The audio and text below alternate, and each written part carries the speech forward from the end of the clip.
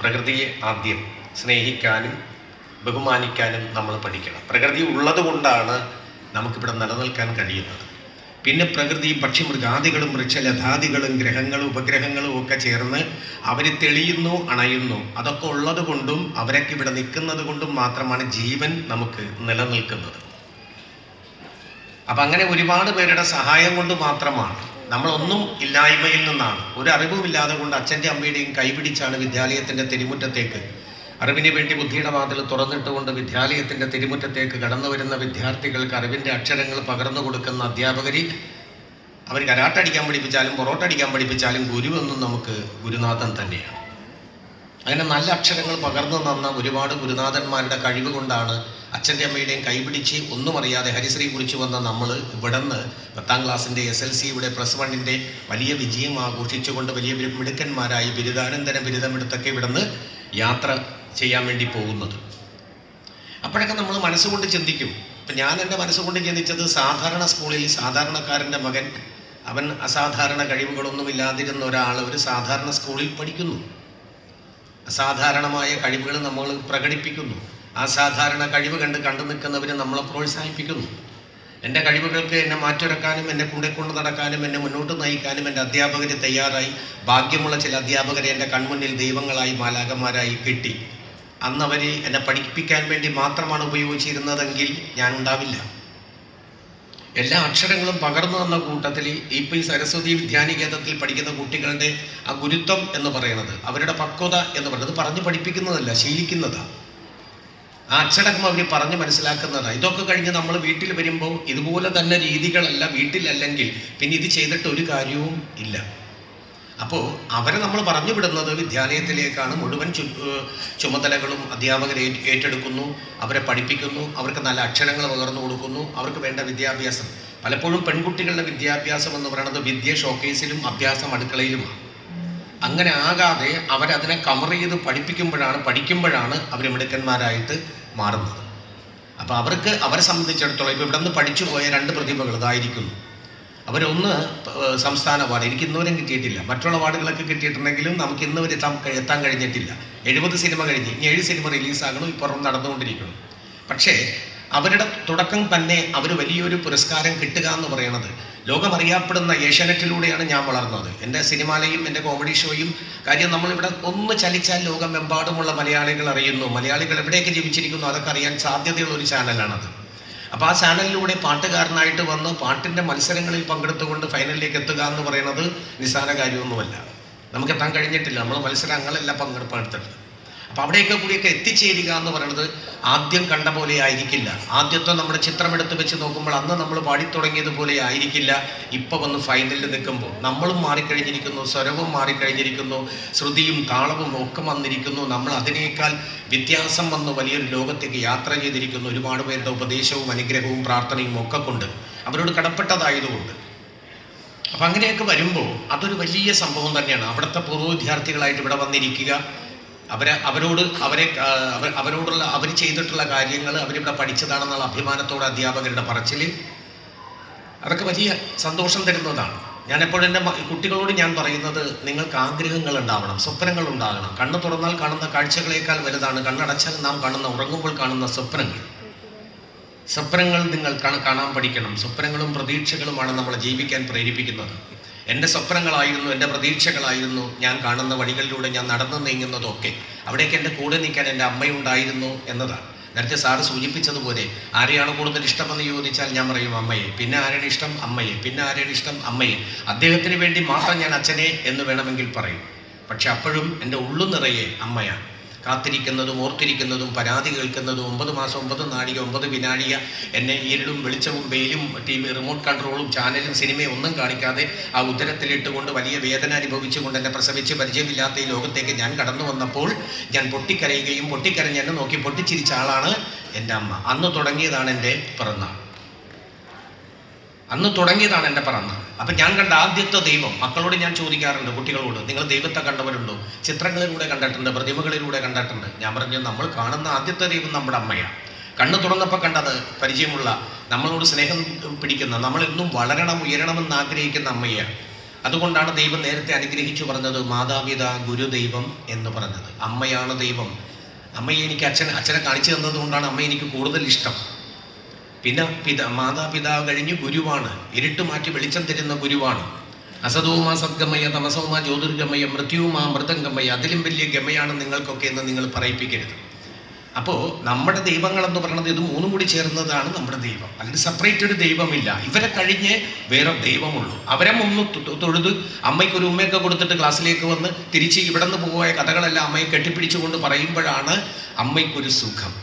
ഇനി ചിന്തിക്കേണ്ടത്, നമ്മളെ കാണുമ്പോൾ, മക്കളെ നിങ്ങളെ കാണുമ്പോൾ നിങ്ങളുടെ മാതാപിതാക്കൾക്ക് സന്തോഷമുണ്ടോ എന്ന് നിങ്ങൾ ശ്രദ്ധിക്കണം, ചിരിക്കുന്നുണ്ടോ എന്ന് ശ്രദ്ധിക്കണം, നിങ്ങളെ കാണാതിരിക്കുമ്പോൾ ദുഃഖിക്കുന്നുണ്ടോ എന്ന് ശ്രദ്ധിക്കണം. ഇത് രണ്ടുമില്ലെങ്കിൽ എന്തോ സംതിങ് പ്രോബ്ലം നിങ്ങൾക്കുണ്ട്, നിങ്ങൾ ശരിയല്ല എന്നതാണ്. മറിച്ച് നിങ്ങളെ കാണാതിരിക്കുമ്പോൾ ദുഃഖവും നിങ്ങളെ കണ്ടുകൊണ്ടിരിക്കുമ്പോൾ പുഞ്ചിരിയുമാണെങ്കിൽ നിങ്ങൾ സമാരാധ്യന്മാരാണ്, നിങ്ങൾ മിടുക്കന്മാരാണ്. അവർ നിങ്ങളുടെ കണ്ണിലെ കൃഷ്ണമണിയാണ് എന്നുകൂടി ഓർക്കുക. മാതാപിതാ ഗുരുദൈവം എന്ന് പറഞ്ഞ് പഠിപ്പിച്ച നാവ് കൊണ്ട് തന്നെയാണ് പുതിയ തലമുറ എന്നെ പഠിപ്പിച്ചത് മാതാപിതാ ഗൂഗിൾ ദൈവം എന്ന് പറഞ്ഞ് പഠിപ്പിച്ചത്. ഗൂഗിളാണ് വഴികാട്ടി. എനിക്ക് സാറ് ഗൂഗിൾ ഇട്ട് വന്നു, ഇങ്ങോട്ടേക്ക് വരാൻ, എവിടെ പോകാൻ, കണ്ടുപിടിക്കാൻ, വീട്ടിൽ നിന്ന് കാണാതായ ആൾക്കാരെ കണ്ടുപിടിക്കാൻ. അവന് വീട്ടിലേക്ക് പൂച്ചനെ കളയാൻ കൊണ്ടുപോയിട്ട് പൂച്ച ആദ്യം വീട്ടിലെത്തി, പൂച്ചയുടെ പുറകെ ഇവൻ നടന്നിടത്തി പൂച്ചയായിരുന്നു അവൻ്റെ ഗൂഗിൾ. ഇപ്പം നിങ്ങൾ ടൂറിനൊക്കെ പോകുന്നു, ക്ലാസ്സിൽ ഇവിടെയൊക്കെ ടൂറിന് കുട്ടികളെ കൊണ്ടുപോകാറുണ്ട്, എല്ലാ സ്കൂളിലും കൊണ്ടുപോകും. എന്നെയൊക്കെ കൊണ്ടുപോയത് തൃപ്പൂണിത്തുറ ഹിൽ പാലാസിലാണ്, കുറേ കണ്ടിട്ടുള്ളതാണ്. എന്നാലും ഒരു കടമ്പയിലെ എന്ന് കരുതി കുട്ടികളോടൊപ്പം ടീച്ചറോടൊപ്പം യാത്ര ചെയ്തു. ടീച്ചർക്കും ഒരു സന്തോഷമായി. പിന്നീട് കൊണ്ടുപോയത് വീഗാലാൻഡിലാണ്. അതിനുശേഷം പിന്നെ മലമ്പുഴയിലാണ് ഏറ്റവും ലോങ് ആയിട്ടായിട്ട് എൻ്റെ മനസ്സിൽ പോയത്. ഇപ്പം പോണ് ആൾക്കാർ പോകുന്നത് പുറത്തുനിന്ന് വരുന്നവർ ലുലുവിലും മെട്രോയിലും കയറും. നമ്മൾ മൂന്നാറും ഊട്ടിയും കൊടൈക്കനാലും പോകും. 10 വർഷം കഴിയുമ്പോൾ സ്കൂളിൽ നിന്ന് ടൂറിന് കൊണ്ടുപോകാൻ പോകുന്നത് ചൊവ്വയിലേക്കായിരിക്കും. അമ്മയെ ഞാൻ നാളെ ചൊവ്വയിലേക്ക് പോകുക ടീച്ചറായിട്ട്, മാഷുണ്ട് കൂടെ എന്നും പറഞ്ഞ് നമ്മൾ പോകാൻ പോകുന്ന ടൂറ് ചൊവ്വയിലേക്കായിരിക്കും. കാര്യം ചന്ദ്രനിലേക്ക് അല്ലെങ്കിൽ ചൊവ്വയിലേക്ക് പോകാനാണ് പലർക്കും താല്പര്യം. അങ്ങനെ നമ്മളിവിടെ നിന്ന് ടൂറിന് പോകുന്നു. ഒരു പെണ്ണും 4-5 ആൺകുട്ടികളും ഒക്കെ ആയിട്ട് ഇവിടെ നിന്ന് നമ്മൾ, അല്ലെങ്കിൽ 5-8 പെൺകുട്ടികളും ആൺകുട്ടികളുമായി നമ്മൾ ചൊവ്വയിൽ ചെല്ലുമ്പോൾ നമ്മളെ കാണുന്നതോടുകൂടി ചൊവ്വ എന്ന ഉപഗ്രഹം അല്ലെങ്കിൽ ചൊവ്വ എന്ന ഗ്രഹം ഒരു പെണ്ണായിട്ട് മാറുന്നു, ഒരു സുന്ദരി പെണ്ണായിട്ട് മാറും. നമ്മളെ സൽക്കരിക്കണ്ടേ, നമുക്ക് പാലും ചോറും പിന്നെ ഇതൊക്കെ തരണ്ടേ. അങ്ങനെ എല്ലാം തന്ന് നമ്മളെ സൽക്കരിച്ചിട്ട് നമ്മൾ അടുത്തിരുത്തിയിട്ട് പറയും, നിങ്ങൾ എവിടെ നിന്നാണ് വന്നത്? ഞങ്ങൾ ഭാരതത്തിൽ നിന്നാണ്. ഭാരതത്തിൽ എവിടെയാണ്? ഞങ്ങൾ കേരളത്തിൽ നിന്നാണ്. നിങ്ങൾ മലയാളികളാണോ? അതെ. വിശ്വാസികളല്ലേ? അതെ. നാട്ടിൽ ചെന്ന് നാട്ടിലുള്ള പെൺകുട്ടികളോട് പറയണം, ചൊവ്വ ഒരു ദോഷവും നാട്ടിലെ പെണ്ണുങ്ങൾക്ക് ചെയ്യാറില്ല. ഞാൻ ഒരു ദോഷവും എൻ്റെ നാട്ടിലെ പെൺകുട്ടികൾക്ക് ചെയ്യാറില്ല. ഞാനൊരു പാവമാണെന്ന് നിങ്ങൾ പറയണം എന്ന് ചൊവ്വ ഒരിക്കൽ പറയും. അതിൻ്റെ ആ ദൂരം അധികമല്ല, അടുത്ത. എന്നെ ഞാനാക്കി വളർത്തിയത് ഞാൻ നിങ്ങളോട് എപ്പോഴും പറയും, ഇവിടെ ജനിച്ചു വളരുമ്പോഴാണ്. എന്നോട് പറയും, എൻ്റെ അമ്മ പറഞ്ഞു തരുന്നത്, ടീച്ചർ പഠിപ്പിച്ച ലോകത്തൊക്കെ പോകാൻ നിനക്ക് കഴിയണം. അങ്ങനെ എൻ്റെ പ്രായത്തിൽ ഒരു 18-ാമത്തെ വയസ്സ് മുതൽ 19-20 വയസ്സൊക്കെ ആയിക്കഴിഞ്ഞപ്പോൾ തന്നെ ഞാൻ ലോകം കാണാൻ തുടങ്ങി. ഒറ്റക്കുള്ള യാത്രയും ലോകങ്ങളും പര്യടനങ്ങളും, ഈ സാജൻ പള്ളുരുത്തി ആകാനുള്ള തുടക്കവും യാത്രയും. മലയാളികൾ എവിടെയൊക്കെയുണ്ടോ, അന്റാർട്ടിക്ക ഒഴിച്ച് എല്ലായിടത്തും പോകാനുള്ള ഭാഗ്യം കിട്ടി. അന്റാർട്ടിക്കയിലും കൂടി പ്രവാസി മലയാളികൾ ഉണ്ടായിരുന്നെങ്കിൽ നമുക്ക് അവിടെയും പോകാം. അപ്പോൾ അവരൊക്കെ അവിടെ പോയത് കൊണ്ടാണ് നമുക്ക് ഇവിടെ നിന്ന് എത്തിച്ചേരാൻ പറ്റിയത്. അപ്പം അങ്ങനെ ഇതൊക്കെ കാണാനുള്ള ഭാഗ്യം നമുക്കുണ്ടായത് ഒരു കലാകാരനായതുകൊണ്ടാണ്, അല്ലെങ്കിൽ നമ്മൾ ഇതിനോടുകൂടി ഇപ്പം യാത്ര ചെയ്തത് കൊണ്ടാണ്. പണ്ട് സ്കൂളിൽ പഠിക്കുമ്പോൾ എൻ്റെ ആഗ്രഹങ്ങളായിരുന്നു. സ്കൂളിൽ പഠിക്കുമ്പോൾ ഞങ്ങളുടെ ഫ്രണ്ടിൽ ബെഞ്ചിലിരിക്കുന്ന കുട്ടികൾ ടീച്ചർമാരുടെ മക്കളാണ്. അന്ന് ടീച്ചർമാരുടെ മക്കൾ കൈ പിടിച്ച് കൊണ്ടുവരും, അവരുടെ മക്കളെ ആ സ്കൂളിലാണ് പഠിപ്പിക്കുന്നത്. ഇന്നത് മാറി. അപ്പോൾ ഏറ്റവും നല്ല മിടുക്കന്മാർ പഠിക്കുന്നത് സെക്കൻഡ് ബെഞ്ചിലാണ്. ഞാനിരിക്കണത് കുഴപ്പമില്ല, ടീച്ചർമാരുടെ മകനും അല്ല, എന്നാൽ വലിയ ബുദ്ധിമാനുമല്ല, കുഴപ്പമില്ലാത്ത ഏറ്റവും 4ാം ബെഞ്ചിലിരിക്കണവർ, തെമ്മാടിക്കൂടിയിലിരിക്കണവർ ടീച്ചർമാർക്ക് ശല്യം ചെയ്യണവരാണ്. തെമ്മാടികൾ, പഠിക്കാത്തവർ, തോക്കുന്നവർ, കുസൃതിക്കാർ, അങ്ങനെ. പക്ഷേ ജീവിതത്തിൽ ടീച്ചർക്ക് ഉപകാരം ചെയ്യുന്നവർ ഈ 4ാം ബെഞ്ചിലിരിക്കണവരാണ്.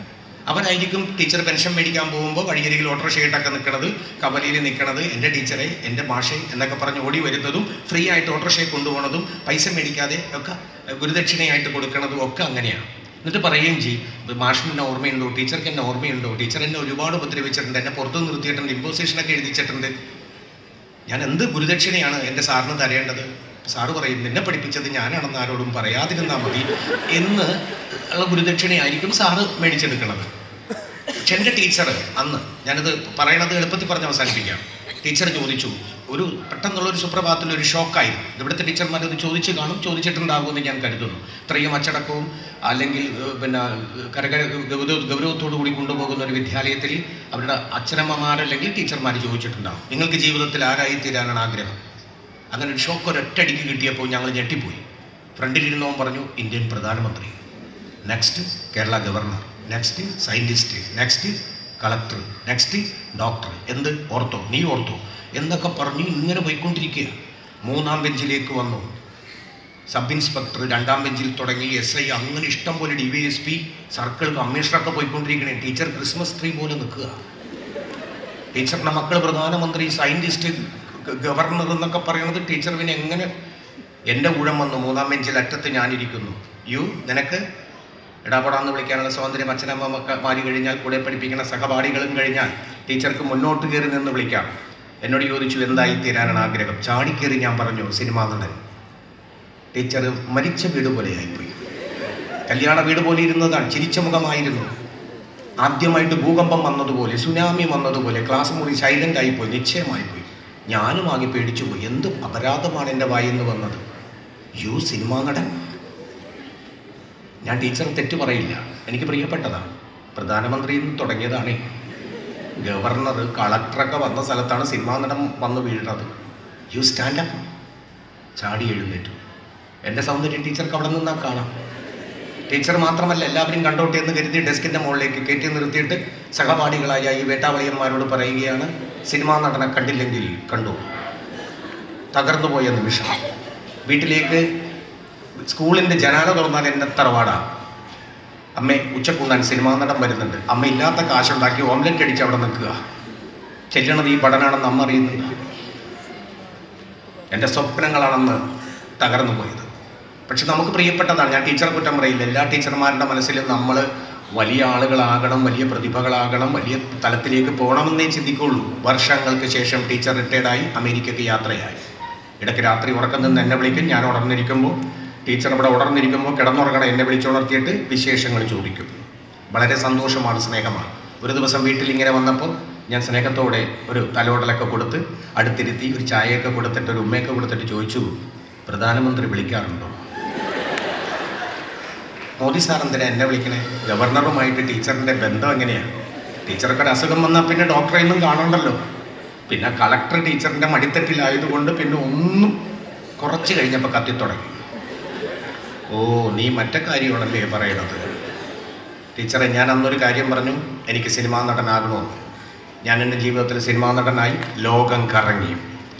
അവന്മാരൊരൊറ്റെണ്ണം ആ തട്ടിലേക്ക് വന്നില്ല. ഉടനെ ടീച്ചർ എന്നെ കെട്ടിപ്പിടിച്ചിട്ട്, എനിക്ക് അന്നേ അറിയാം ഒക്കെ ശാപം കിട്ടിയേ പോകുള്ളൂ, ഒരെണ്ണം നന്നാവില്ല.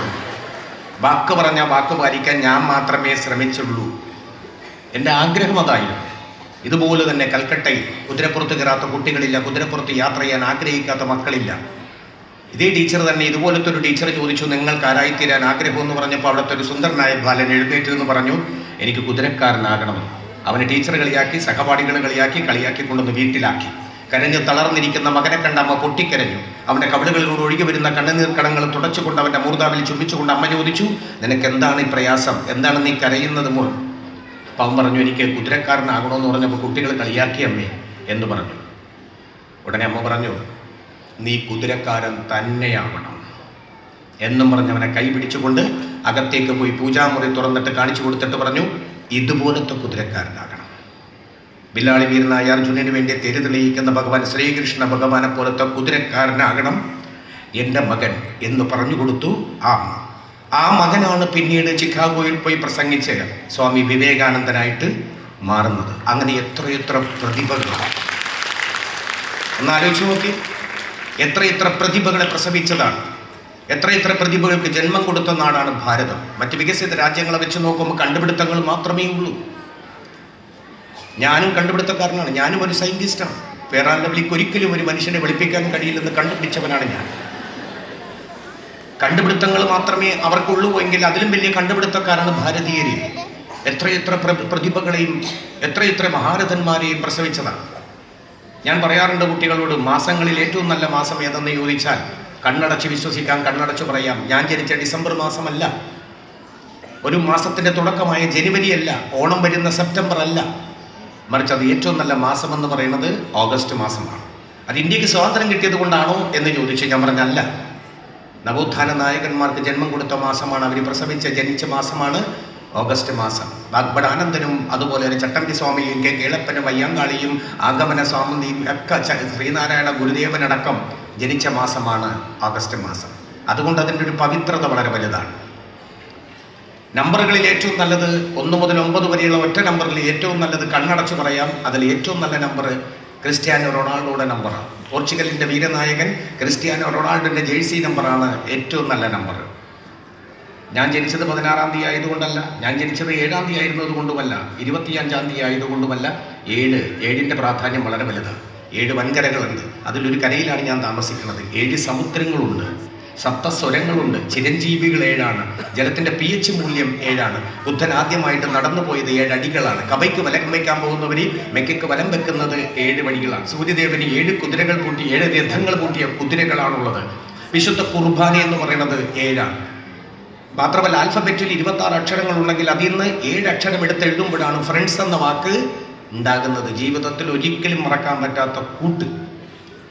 അങ്ങനെ എത്രയെത്ര സത്യ ഈ മഴവില്ലിൽ 7 നിറങ്ങളുള്ളത് കൊണ്ടല്ലേ മഴവില്ലിന് ഇത്രയും നല്ല അഴക്. ഈ 7 സ്വരങ്ങളിൽ നിന്നല്ലേ ഇത്രയും നല്ല മനോഹരമായ ഗാനങ്ങൾ ഉണ്ടാകുന്നത്. അതൊക്കെ വെച്ച് നോക്കുമ്പോൾ 7 ഒരു നിസാര നമ്പറേ അല്ല.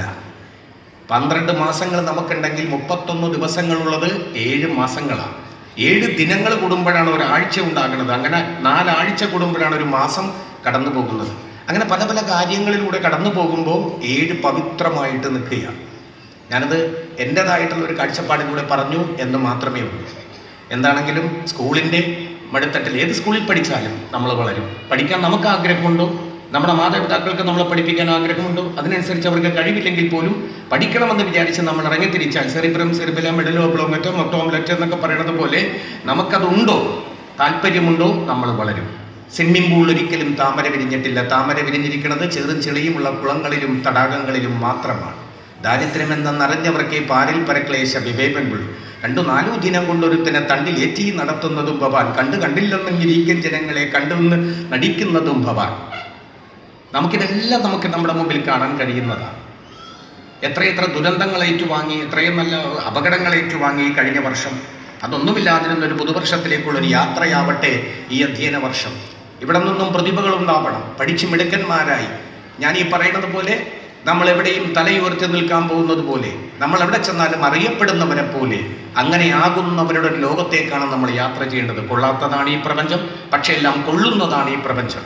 വിനയം മൃതഗതിയിലുള്ള വിജയത്തിൻ്റെ താക്കോലാണ്. എത്ര നേരം നിങ്ങൾ മുകളിലേക്ക് പോയാലും വിനയം നിങ്ങളുടെ ഭാഗത്ത് ഉണ്ടാവണം. പുറകോട്ട് മാത്രം നടക്കാൻ കഴിയുന്ന കാലുകൊണ്ടാണ് മനുഷ്യൻ മുന്നോട്ട് നടക്കുന്നതെന്ന് കൂടി നോക്കണം. 2 കണ്ണുണ്ടെങ്കിലും 2 കാഴ്ച നമുക്ക് കാണാൻ കഴിയില്ല. ഒറ്റ കാഴ്ചയെ നമുക്ക് കാണാൻ കഴിയൂ. നമ്മളായതും നമ്മളാക്കിയതും നമ്മളല്ല, നമ്മളിൽ ഈ നന്മകളാണ്. നിങ്ങൾക്ക് വേണ്ടി ഉറക്കം നിൽക്കുന്നതും പണിയെടുക്കുന്നതും പണമുണ്ടാക്കുന്നതും നിങ്ങളുടെ വേണ്ട വസ്ത്രങ്ങൾ, പുസ്തകങ്ങൾ, എന്ത് വേണ്ട ജാഗമര സംഗമ വസ്തുക്കളൊക്കെ നിങ്ങൾക്ക് വാങ്ങിത്തരുന്നത് നിങ്ങളുടെ മാതാപിതാക്കളാണ്. അതിനുവേണ്ടി അച്ഛൻ പണിയെടുക്കാൻ പോകുന്നു. അച്ഛൻ ഗൃഹനാഥൻ, പാവം. അമ്മയും കാത്തിരിക്കുന്നു. അച്ഛന് പണമുണ്ടാവണം. അച്ഛന് പണമുണ്ടെങ്കിൽ മാത്രമേ, അമ്മയ്ക്കും ജോലിയുണ്ട്, പണമുണ്ടെങ്കിൽ മാത്രമേ നമുക്ക് ഇവിടേക്ക് എത്താൻ പറ്റൂ. ഇപ്പം ഗാന്ധി എന്ന് പറയുന്നത് എന്താണെന്ന് പറഞ്ഞാൽ, ഗാന്ധി നമുക്ക് വേണ്ടി മരിച്ച ആളാണ്. നമ്മൾ ജീവിക്കുന്നത് ഗാന്ധിക്ക് വേണ്ടിയിട്ടാണ്. ഗാന്ധി ജീവിതത്തിലേക്ക് വരുമ്പോഴാണ് ജീവിതം ശാന്തി. ഗാന്ധിയുമായിട്ട് അച്ഛൻ വരുമ്പോഴാണ് അമ്മയുടെ മുഖം സൂര്യകാന്തി. ഗാന്ധി ഇല്ലാതെ അച്ഛൻ വരുമ്പോഴാണ് അമ്മ ഭ്രാന്തി എന്ന് പറയുന്നത് പോലെ ഗാന്ധി നമ്മുടെ ജീവിതത്തിൽ വരണം. ഇവിടെ പഠിക്കുന്ന ടീച്ചർമാർക്ക് ശമ്പളം കിട്ടിയില്ലെങ്കിൽ അവർ ഞാൻ നേരത്തെ പറഞ്ഞതുപോലെ ഭ്രാന്തിയാവും. എല്ലാവർക്കും ഇത് വേണം, പണം വേണം. പണമില്ലെങ്കിൽ പിണമാണ്. പക്ഷെ പണം നല്ല രീതിയിൽ വരണം, നല്ലതുപോലെ വരണം. പഠിക്കണത് വിദ്യ. ഞാൻ നേരത്തെ പറഞ്ഞത് വിദ്യാധനം സർവ്വധനാൽ പ്രധാനം. പഠിക്കുന്നത് ജോലി കിട്ടാനാണ്, ഉയരങ്ങളിലേക്ക് പോകാനാണ്. നമ്മൾ 4 കാലിൽ നിന്നാൽ പിന്നെ നമുക്ക് ദോഷങ്ങളില്ല. ഒന്നും ചെയ്യാതെ ഞാൻ നേരത്തെ പറഞ്ഞതുപോലെ പഠിച്ച വിദ്യ ഷോക്കേസിലും അഭ്യാസം അടുക്കളയിലുമായി ഒതുങ്ങിപ്പോകരുത്. അറിയാനും അറിയപ്പെടാനും സാഹചര്യങ്ങൾ മാതാപിതാക്കൾ നിങ്ങൾക്കൊരുക്കുമ്പോൾ അവിടെ നിന്നും ഉയർത്തെഴുന്നേറ്റുകൊണ്ട് ഒരു ഉസൈൻ ബോൾട്ട് ആകാനോ, ഒരു സച്ചിൻ ടെണ്ടുൽക്കർ ആകാനോ, ഒരു യേശുദാസ് ആകാനോ, ഒരു മമ്മൂട്ടി ആകാനോ ഒപ്പമാകുന്നതോടൊപ്പം തന്നെ നല്ലൊരു മനുഷ്യനും കൂടി അറിയുന്ന രീതിയിൽ നമ്മുടെ മനസ്സാണ് മനനം ചെയ്യുന്നവനാണ്. ശരിയും തെറ്റും തിരിച്ചറിയുന്നവനാണ് മനുഷ്യൻ. മനനം ചെയ്യുന്നവനാണ് മനുഷ്യൻ. അങ്ങനെ ആകാനുള്ളൊരു എല്ലാവരുടെയും ഇല്ലായ്മയും വല്ലായ്മയും പോരായ്മയും ഒക്കെ അറിഞ്ഞും കേട്ടും മനസ്സിലാക്കാൻ, അറിവുള്ളവരെ ബഹുമാനിക്കാൻ, അവരെ ആദരിക്കാൻ. ഇപ്പം നിങ്ങൾ കാണിച്ച ഓരോ എന്താ പറയണത്, പൂച്ചേൻ്റെ തരിക മാത്രമല്ല, നമ്മുടെ പാദം അവർ തൊട്ട് തൊടുമ്പോൾ നമ്മൾ തകർന്നു പോവുക, അറിയാതെ നമ്മുടെ കൈ പോകും എന്ന് പറയണത് അത് ഗുരുത്വത്തിൻ്റെ അടയാളമാണ്. അപ്പം ഇതൊക്കെ പഠിച്ചിട്ട് ഇതൊക്കെ മറന്നു പോകരുത് എന്നുകൂടി ഓർമ്മപ്പെടുത്തിക്കൊണ്ട്, ജീവിതത്തിൽ നാം കിട്ടുന്ന പല വേഷങ്ങളും നമുക്ക് ഇഷ്ടമുണ്ടായിട്ട് കിട്ടുന്നതല്ല, ഇഷ്ടമായാലും അല്ലെങ്കിലും കിട്ടുന്ന പല വേഷങ്ങളുടെയും ആകത്തുകയാണ് ജീവിതമെന്ന നാടകത്തിലെ നമ്മളെന്ന കഥാപാത്രം. എത്രയെത്ര ആളുകൾ, സാഹിത്യത്തിൻ്റെ ഇതിഹാസ നായകൻ പെരുന്തച്ചൻ വിട പറഞ്ഞത് ഈ അടുത്ത ദിവസം, ഭാവഗായകനായ മറ്റൊരു താരം വിട പറഞ്ഞത് ഈ അടുത്ത വർഷം. അങ്ങനെ എത്രയെത്ര വേണ്ടപ്പെട്ട ആളുകൾ നമ്മളെ വിട്ട് കടന്നു പോകുന്നു. എന്തായാലും ഈ യാത്ര തുടർന്ന് നമ്മൾ പോവുകയാണ്. ജനിക്കുമ്പോൾ ശ്വാസമുണ്ടാകും, പേരും പ്രശസ്തിയുമില്ല. മരിക്കുമ്പോൾ പേരും പ്രശസ്തിയും പണവും ഒക്കെ ഉണ്ടാവും, ശ്വാസം ഉണ്ടാകില്ല. അപ്പം അതുകൊണ്ട് ജീവിതത്തിൻ്റെ തുടക്കവും ഒടുക്കവും അതിനിടയിൽ നടുക്കവും ചേർന്നതാണ് യഥാർത്ഥത്തിൽ നമ്മുടെ ജീവിതം. ജീവിതം ഒരു രണമാണ്, മുന്നിൽ വരുന്നത് വരെ. അപ്പം അതുകൊണ്ട് ആ പോരാട്ടത്തിൽ കൂടി മുന്നോട്ട് യാത്ര ചെയ്യുമ്പോൾ മുദ്ര പതിപ്പിക്കാൻ ഇവിടെ പഠിച്ചുപോയ ഓരോ വിദ്യാർത്ഥികൾക്കും കഴിയട്ടെ. അവരെല്ലാവരും ഓരോരോ ഭാഗങ്ങളിൽ ഇവിടുത്തെ വിദ്യാർത്ഥികളാണ്. നിങ്ങൾ സരസ്വതി വിദ്യാനികേതത്തിലെ സ്റ്റുഡൻ്റ് അല്ലേ എന്നൊറ്റ നോട്ടത്തിൽ പറയിപ്പിക്കാൻ പറ്റുന്ന തരത്തിലേക്ക് അവർക്ക് കഴിയട്ടെ എന്നുകൂടി പ്രാർത്ഥിച്ചുകൊണ്ട്, ഇന്നലകളിലെ ഞാൻ കണ്ട എൻ്റെ കേരളത്തിൻ്റെ അവസ്ഥകളെ ഓർമ്മപ്പെടുത്തിക്കൊണ്ട്, നിങ്ങൾ കുറച്ച് നേരമായിട്ട് സൈലൻ്റ് ആയിട്ടിരിക്കുക. ദൈവം നിങ്ങൾക്ക് 2 കൈ തന്നിട്ടുണ്ട്. ആ 2 കൈകളും തമ്മിൽ കൂട്ടിയടിക്കുമ്പോൾ ഒരു ശബ്ദമുണ്ടാകും. അതിന് ടാക്സ് അടക്കണ്ട. ആ ടാക്സ് അടക്കാത്ത ശബ്ദങ്ങൾ അവർ പുരസ്കാരം വാങ്ങിക്കുമ്പോഴും അവർ പാടുമ്പോഴും ഒക്കെ നിങ്ങൾ കൊടുക്കണം എന്ന് പറഞ്ഞുകൊണ്ട്, ആ പുരസ്കാരമാണ് ടാക്സ് അടക്കാത്ത. സെസ്സൊന്നുമില്ല, ടാക്സ് ഇല്ല, അതിന് വേറെ TDS ഒന്നുമില്ല. അതിങ്ങനെ കൈ അടിക്കുമ്പോൾ കിട്ടുന്നൊരു ഉണർവാണ്. അടുത്തിരിക്കണവൻ ഉണരുകയും ചെയ്യും, അവൻ്റെ ഉറക്കം പോവുകയും ചെയ്യും. നമുക്ക് സ്വയമായിട്ടൊന്ന് നേരത്തെ നിങ്ങനെ പറഞ്ഞ ഒന്ന് ഉണരുകയും ചെയ്യാം. രക്തക്കുഴലുകൾ പാദങ്ങളെ തരിപ്പിക്കും എന്നുകൂടി ഓർമ്മപ്പെടുത്തിക്കൊണ്ട്, പാടും പുഴകളും ഓടികൂട്ടും മലരണിക്കാടും നീളെ കളകളം മുഴുവൻ കാട്ടുചോലയും മാമണിമേടും വെള്ളി അരഞ്ഞാണം പോലെ തുള്ളിത്തുള്ളിക്കും കടലും കായലും നീലമലയും പീൽ നിവർത്തി നിന്നാടും കൊച്ചി കേരള മരതകത്തോപ്പും എൻ്റെ കേരളത്തിന് എന്തൊരു ഭംഗിയാണ് ഇല്ലേ? അതാണ് ദൈവത്തിൻ്റെ സ്വന്തം നാട്. ഇപ്പോഴും ഈ കവികൾ ഇവിടെ പറഞ്ഞതെന്താ? ഈ മനോഹര തീരത്ത് തരുമോ ഇനിയൊരു ജന്മം കൂടി എന്നാണ്. ഇതുപോലെ മനോഹരമായ ഒരു സ്ഥലം വേറെയില്ല. എന്നല്ല, ഇവിടെ ഉണ്ട് താനും. ഈ സ്ഥലത്തില്ലാത്തത്ര സാധനങ്ങൾ വേറൊരു സ്ഥലത്തും ഇല്ല. നമ്മളും കൂടി അവിടെ ചെല്ലുമ്പോൾ പൂർണ്ണമാകും. മലയാളികൾ പറയുന്നു ഇവിടെ ജോലിയില്ല, ഇവിടെ പണിയെടുക്കുന്ന ബംഗാളികൾ പറയുന്നു ജോലി മാറിയിട്ട് നാട്ടിൽ പോകാൻ പറ്റണില്ല. അപ്പോൾ ചില ബംഗാളികളുടെ പണി കാണുമ്പോൾ ചില മലയാളികൾ പറയും, അല്ല ബംഗാളിലും ജനിച്ചതാ മതിയായിരുന്നു, ഇവിടെ ഒന്ന് പണിയെടുത്ത് ജീവിക്കാമായിരുന്നു എന്ന് അവരും പറയും. അങ്ങനെ എന്തൊക്കെയോ കൺഫ്യൂഷനാണ് മൊത്തം. എന്താണെങ്കിലും ഏറ്റവും നല്ല കാലങ്ങളിലൂടെ കടന്നു വന്ന ജ്ഞാനം, വിജ്ഞാനം, പ്രജ്ഞാനം. എനിക്ക് അധ്യാപകനാകണമെന്നായിരുന്നു ആഗ്രഹം. നടക്കില്ല എന്ന് എനിക്ക് തോന്നി. കുറേ പഠിക്കണം, പിന്നെ കുറച്ച് അങ്ങനെയൊക്കെ പോകണം, പിന്നെ ഏതെങ്കിലും സ്കൂളിൽ പോകും, അവിടെ നിന്ന് റിട്ടയർഡ് ആയി കഴിഞ്ഞാൽ പിന്നെ വീട്ടിലാവും, പിന്നെ ടയേർഡാവും, ആരും അങ്ങറിയപ്പെടയില്ല. പിന്നെ കിട്ടുന്ന ഒരു സുഖം എന്താണെന്ന് പറഞ്ഞാൽ, എൻ്റെ അമ്മ 2 കുട്ടികളുടെ അമ്മയാണെങ്കിൽ എൻ്റെ ടീച്ചർമാർ എത്രയോ കുട്ടികളുടെ അമ്മയാണ്. ജ്ഞാനം, വിജ്ഞാനം, പ്രജ്ഞാനം എന്ന് പറയുന്നത് പോലെ പഠിച്ച വിദ്യ മറ്റുള്ളവരിലേക്ക് പകർന്നു കൊടുക്കുമ്പോൾ കിട്ടുന്ന സുഖം വേറൊരാൾക്കും കിട്ടില്ല. മറ്റൊരു സുഖം എന്ന് പറഞ്ഞാൽ, അധ്യാപകന് കിട്ടുന്ന ബഹുമാനം ലോകത്ത് ഏത് ജോലി ചെയ്താലും റിട്ടയർഡ് ആയാൽ പിറ്റോസ് അളിയാന്ന് വിളിക്കും. പക്ഷെ അധ്യാപകനെ മാത്രം അങ്ങനെ വിളിക്കില്ല. അതെൻ്റെ ഗുരുനാഥനാണ്, അതെൻ്റെ മാഷാണ്, അതെൻ്റെ ടീച്ചറാണെന്ന് പറയുന്നത് ഈ അധ്യാപനം ഒരു ധ്യാനമായ ആ ജോലി കൊണ്ട് മാത്രം. അപ്പം ഞാനങ്ങനെ പഠിപ്പിച്ചതാണ്. ഞാൻ 10ാം ക്ലാസ് കഴിഞ്ഞ് പ്രീ ഡിഗ്രിക്ക് മലയാളത്തിൽ വന്നു, ഡിഗ്രി BA എടുത്തു. അതിനുശേഷം ഞാൻ പഠിപ്പിച്ചപ്പോൾ എൻ്റെ ആഗ്രഹം ഞാൻ തീർത്തു. എങ്ങനെ തീർത്തു? ട്യൂട്ടോറിയൽ കോളേജ് നടത്തി കുട്ടികളെ പഠിപ്പിച്ചു 10 കൊല്ലം. അതോടുകൂടി എൻ്റെ ആഗ്രഹം ഞാൻ അവസാനിപ്പിച്ചു. പക്ഷെ അന്ന് കിട്ടിയ ഒരു സുഖം, അത് വലിയൊരു സുഖമാണ്. അപ്പോൾ ആ സുഖം നിങ്ങളെ കൂടി ഞാൻ ഓർമ്മപ്പെടുത്തിക്കൊണ്ട്, എൻ്റെ ഇന്നലകളിലൂടെ ഞാൻ കടന്നു വന്ന വഴികളിലൂടെ വഴിത്താലകളിലേക്ക് എനിക്ക് തന്ന ഗുരുനാഥന്മാർ തന്ന അറിവ്, എൻ്റെ മാതാപിതാക്കൾ അവരെല്ലാവരും നല്ല കൂട്ടുകാരും ഒക്കെ തന്ന അറിവ് കൊണ്ടാണ് യാത്ര ചെയ്തത്. അപ്പം ആ അറിവിലൂടെ കിട്ടിയ തിരിച്ചറിവ് കൊണ്ട് ഒരു 4 വരി കവിത എൻ്റെ ഇന്നലകളിലെ കേരളത്തെക്കുറിച്ച് നിങ്ങൾക്ക് പാടി തന്നിട്ട് ഞാനും യാത്രയാകുകയാണ്. എല്ലാവർക്കും പുതുവത്സരത്തിൻ്റെ നല്ല ദിവസങ്ങളും മാസങ്ങളും ഒക്കെ ഉണ്ടാകട്ടെ എന്ന് പ്രാർത്ഥിക്കുന്നു. പുതുവർഷം നിങ്ങൾ കണി കണ്ടുണരുന്നത് പോലെ തന്നെ എന്നും നന്മയുള്ളതാവട്ടെ എന്നുകൂടി പ്രാർത്ഥിച്ചുകൊണ്ട്, ഗാനം ഇങ്ങനെയാണ്: വെറുതെ ഇരിക്കരുത്, കൈകെട്ടിയിരിക്കരുത്. കൂടുതൽ കൈയടിക്കുന്നവർക്ക് ഒരു ഉണർവുണ്ടാവും, ഉന്മേഷം ഉണ്ടാവും, പ്രത്യേക പുരസ്കാരവും ക്യാഷ് അവാർഡും വേറെയുണ്ട്. ഏറ്റവും അവസാനം പോകുന്നവർക്ക് വേറെ എന്തൊരു പുരസ്കാരം ഇവിടെ വേറെ കൊടുക്കുന്നുണ്ട്. ഏറ്റവും ലാസ്റ്റ് ഇവിടുന്ന് പോകുന്നവർക്ക് അങ്ങനെയുള്ള പരിപാടികളൊക്കെ ഉണ്ട്. അപ്പോൾ തുടങ്ങാം.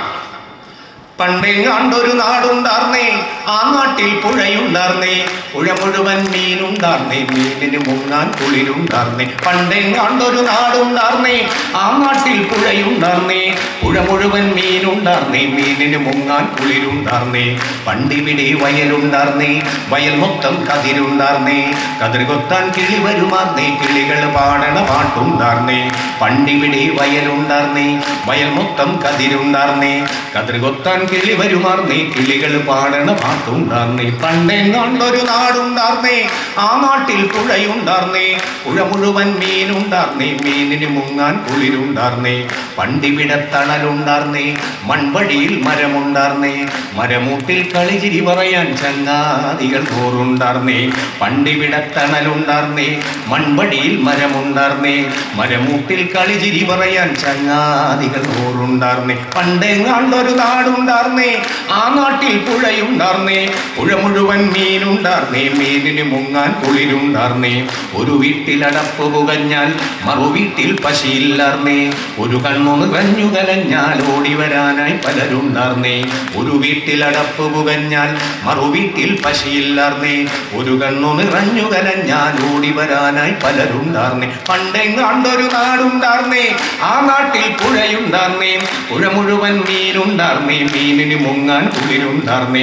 അടുത്ത വരിയാണ് എനിക്ക് ഏറ്റവും ഇഷ്ടമുള്ള വരി. പണ്ടിവിടെ മതിലില്ലാർന്നേ. പണ്ട് ഒരു വീടിനും മതിലുകളില്ല, സ്കൂളിന് മതിലില്ല, പുറത്ത് സെക്യൂരിറ്റി ഇല്ല, പുറത്ത് നായയില്ല, അകത്ത് ആയയില്ല, ഒന്നുമില്ല. പണ്ടിവിടെ മതിലില്ലാർന്നേ, നടവഴി ഇടവഴി നൂറുണ്ടാർന്നേ. പണ്ടിവിടെ മതിലില്ലാർന്നേ, നടവഴി ഇടവഴി നൂറുണ്ടാർന്നേ. 4 മണിപ്പൂവുണ്ടാർന്നേ, നല്ലോർ ചൊല്ലിന് വിലയുണ്ടാർന്നേ. 4 മണിപ്പൂവുണ്ടാർന്നേ, നല്ലോർ ചൊല്ലിന് വിലയുണ്ടാർന്നേ. പണ്ടെങ്ങാണ്ടൊരു നാടുണ്ടാർന്നേ, ആ നാട്ടിൽ പുഴയുണ്ടാർന്നേ, പുഴ മുഴുവൻ മീനുണ്ടാർന്നേ, മീനിന് മുങ്ങാൻ കുളിരുണ്ടാർന്നേ, മീനിന് മുങ്ങാൻ കുളിരുണ്ടാർന്നേ, മീനിന് മുങ്ങാൻ കുളിരുണ്ടാർന്നേ, മീനിന് മുങ്ങാൻ കുളിരുണ്ടാർന്നേ. അങ്ങനെയുള്ള ദിനങ്ങളുണ്ടാകട്ടെ എന്ന് പ്രാർത്ഥിച്ചുകൊണ്ട് പഠിക്കുന്ന എല്ലാവർക്കും നല്ല മാർക്ക് കിട്ടട്ടെ. പരീക്ഷയ്ക്ക് A+ കിട്ടുന്ന പോലെ ജീവിതത്തിലും A+ നേടാൻ എല്ലാവർക്കും കഴിയട്ടെ. എല്ലാവരും മിടുക്കന്മാരാണ്, മിടുക്കികളാണ്. ഇതിന് പുറകിലിരിക്കുന്നവർ അതിനേക്കാൾ മിടുക്കന്മാരാണ്. അവരുടെ കഴിവ് തെളിയിക്കാൻ വേണ്ടി നിൽക്കുന്ന നിപ്പാണ്. എല്ലാവർക്കും എല്ലാവിധ ഭാവുകങ്ങളും നേർന്നുകൊണ്ട് സ്നേഹപൂർവ്വം പുതുവത്സരാശംസകൾ നേർന്നുകൊണ്ട് ഈ സ്കൂളിലേക്ക് എന്നെ കൊണ്ടുവന്ന ലക്ഷ്മി നാരായണൻ സാർ, അദ്ദേഹം എന്നെ ഒരിക്കലും ഇങ്ങനെ വിളിച്ചിട്ടാണ് പറഞ്ഞത് ഈ സ്കൂളിലേക്ക് വരണമെന്ന്, അല്ലേ? അദ്ദേഹം ഈ സ്കൂളിലേക്ക് എന്നെ പരിചയപ്പെടുത്തി. ആദ്യമായിട്ടാണ് സരസ്വതി വിദ്യാനി പബ്ലിക് സ്കൂളിലേക്ക് ഞാൻ കടന്നു വരുന്നത്. അതിൻ്റെ ശാഖയിലേക്ക് തന്നെ ആദ്യമായിട്ട് വരികയാണ്. എല്ലാവർക്കും എല്ലാവിധ നന്മകളും വിളിച്ചതിനും കേട്ടതിനും. ഇന്നത്തെ ഈ പരിപാടിയൊക്കെ കഴിഞ്ഞ് നിങ്ങൾ വീട്ടിൽ ചെല്ലുമ്പോൾ ആർക്കെങ്കിലും പൈസ കടം കൊടുത്തിട്ടുണ്ടെങ്കിൽ നല്ല മനസ്സ് ഉള്ളത് കൊണ്ട് നിങ്ങൾക്കതെല്ലാം നാളെ കിട്ടും. മറിച്ച് നിങ്ങൾ ആരോടെങ്കിലും വലിയ എമൗണ്ട് കടം മേടിച്ചിട്ടുണ്ടെങ്കിൽ അവർ ആ കാര്യം മറന്നുപോട്ടെ എന്നുകൂടി ഓർമ്മപ്പെടുത്തിക്കൊണ്ട് ഞാൻ എൻ്റെ വാക്കുകൾ നിർത്തുന്നു. നന്ദി, നമസ്കാരം.